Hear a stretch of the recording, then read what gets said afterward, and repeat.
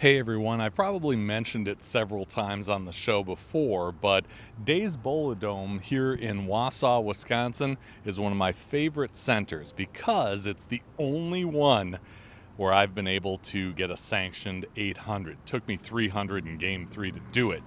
And while Days' signature dome has been on top of all kinds of happenings in bowling over the past 78 years, it has been kind of quiet around here since a fire started in the back of the building in February. But now, Days is back open and its owner is ready to throw a great party to celebrate. Check it out.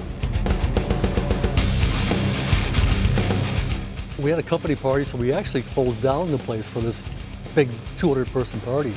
They had just finished eating and they came out to bowl. And just after they started bowling, the smoke started billowing from the back. We got everybody out of here within minutes. In fact, many of them had their bowling shoes on yet and went outside and waited to see what was happening. The fire department, which is only a couple blocks down the road, was here immediately. And that's when they determined, of course, the fire was in the back workshop area. And once they pried the door open from the outside to get into the fire, flames shot out, and I'm watching this, and my heart just sank. It's like, what is this? And it was a long night, but everybody got out safe.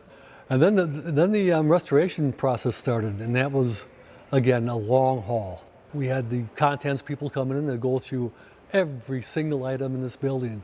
And if you think you have a lot of stuff in your house after living there for 20 or 30 years, you should be in a building this size that's been here for 80 years.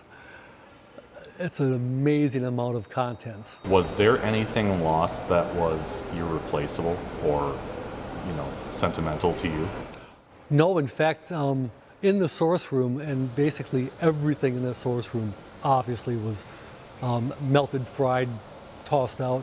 There was one item, a very large workbench vise that belonged to my grandfather, and I'm sure it's well over 100 years old. When they started emptying out the room, I said, we're keeping that. It's metal anyway, we can clean it up. And sure enough, we brought it back and we'll still have that 100-year-old vise. Yeah. Once that got through, then they started the cleaning process. One of the first things they talked about doing is, instead of trying to clean and restore that dome, how about we just tear it out and put in a flat ceiling? I said, that will never happen.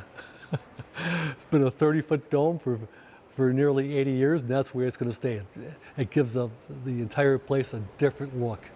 Wide open, makes it look much bigger than it really is. North Star Restoration, big company, well run. They organize a lot of stuff with the cleanup and everything, but there's all the subcontractors, electricians, and the painters buying all the equipment to replace, because everything that was self-contained, compressors, freezers, refrigerators, computers, TVs, all that had to be replaced, and I had to go out and get it, And I've never been trained to be a general contractor, but now I know why they never smile. Because you have to deal with people that can always tell time and read a calendar, and that doesn't always happen. But we got through it, and again, we hired virtually as all local contractors. With a few exceptions. To me, those 4.5 months were more like 4.5 years. That's the way it felt. Yeah. And I didn't sleep much for a long time, but as soon as we opened up on July 1st, that night, went to bed, and I slept. While we made a lot of color changes and revamped things, there's still some things that we kept in place. The only original knotty pine left is all across the back of the concourse area, and the big wall over there. That's all still original knotty pine from late 40s. Does the fire department said what caused the fire? All the fire marshals, insurance people that came in and inspected the room came to this pretty much inconclusive decision, but the one inspector from the insurance company believes it was a bad ballast and a light fixture that was in the room. So that's the best they can tell. So, you've got the big grand opening coming up later this month. Tell people what they can expect. Yep, well, we like throwing parties.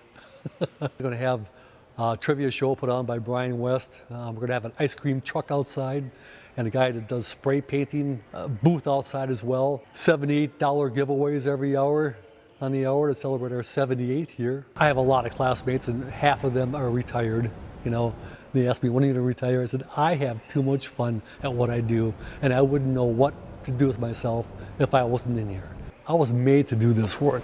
To see people smiling, that's everything to me. Thank you for watching Bowling with the Pfeff. Pound the like button and subscribe button. It's the easiest way to support the channel, and it's free. Bowling with the Pfeff is brought to you by Chipmagnet. Raise your snack standards. Jerry's Score More Bowling Supply inside Wagner's Lane. So Eau Claire, Wisconsin area's leader in bowling products and services since 1988. And Visionary Video Hub. Video with impact. Email bowlingwiththepfeff@yahoo.com with questions or to appear on the show. You can also reach out on your favorite social media platform.